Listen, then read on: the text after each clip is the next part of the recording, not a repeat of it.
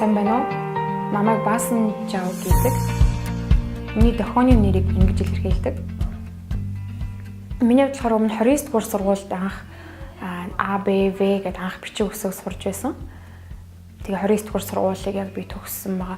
Дохооны яг хэлийг болохоор дохооны хэлийг өөрөөсөө одоо ахлах том ангийн ах эгч нараасаа болон мөн бас миний гэр бүлийн гишүүд буюу одоо манай эгч нартайгаа би ингээд дохооны хэлээр харилцаж дохооны хэлээр нэлээд би сайн хөгжиж төгссөн.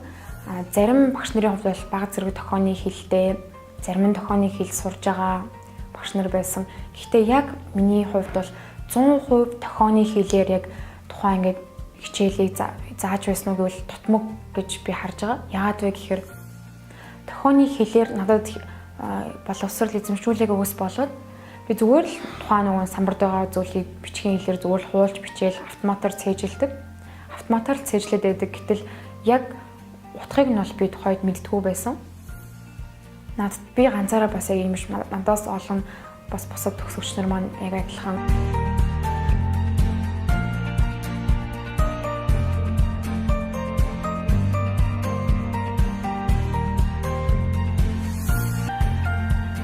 бамбууш цэцэрлэгт төслийн хүрээнд би сонслын бэрхшээлтэй хүүхдүүдтэй ажиллахаар орсон байгаа.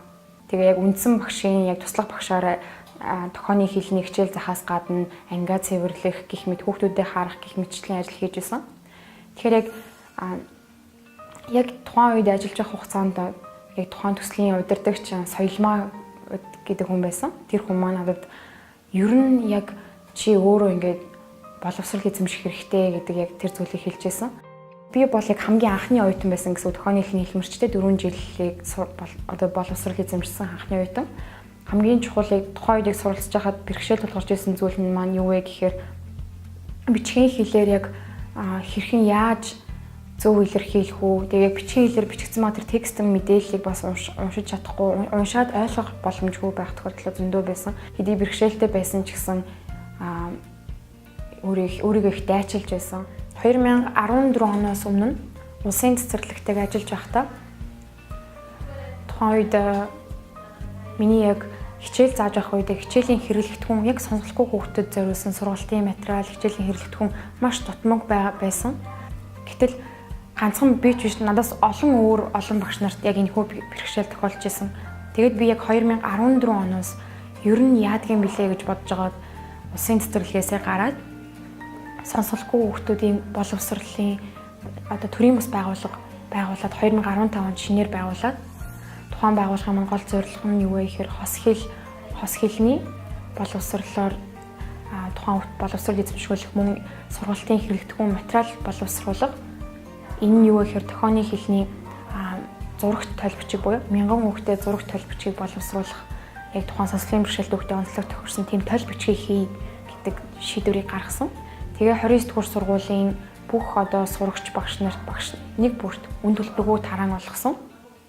Хөгжлийн бэрхшээлтэй хүүхдүүд болон өсвөр үеийн залуучуудад хандаж хэлэхэд би хөгжлийн бэрхшээлтэй юм чинь гэж өөрийгөө яг тэр өнцгөөс харж дүгнэхээ болох хэрэгтэй. Энэ та нарт тулгараад байгаа саад бэрхшээл бол та нарын зүгээс биш, энэ бол нийгмийн зүгээс ирж байгаа саад бэрхшээл.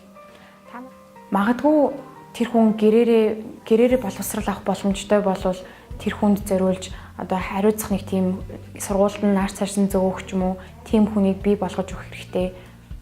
Тэр хүн ямар нэгэн одоо харгалзах хүнгүй болвол бас ганцаараа бие дааж чадахгүй байх тохиолдолд тийм одоо хүн бэрхшээлтэй хүмүүс байгаа тохиолдолд одоо гэрээс нь авч зөөдөг тийм хүн ч юм уу байж болно. Янз бүрийн арга байна. Хамгийн гол нь нийгмээс юуг өөрчлөгдөх хэрэгтэй гэхээр тухайн хөгжлийн бэрхшээлтэй хүний онцлогт нь тохирсон хөгжлийн бэрхшээлтэй хүний хэрэгцээнд нь тохирсон зүйлсээр хангаж өгөх хэрэгтэй гэсэн үг.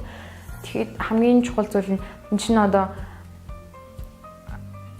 иймч зарлаг гарна, иймч зүйл болно гэж хүнд талаас нь бодохоос эдийн засгийн бэрхшээл, эдийн засгийн асуудал талаас нь бодохоос илүүтэйгээр тухайн хүний хэрэгцээ, онцлог нь юу вэ? Тухайн хүний эрхийг нь хүндэтгээд үнэхээр энэ хүн боловсрол эзэмших хэрэгтэй, ажил хөдөлмөр эзэмших хэрэгтэй. Магадгүй ажил хөдөлмөр хийгээд өөрөө бие дагаад амьдраад нийгэмдээ хувь нэмэр оруулах зөвхөн халамж хүртэгч гэдэг зүйл өнцгөөс өөрийгөө харахгүйгээр өөрийн гэсэн хувь нэмрээ оруулах боломж нь үүсэж байна гэсэн үг.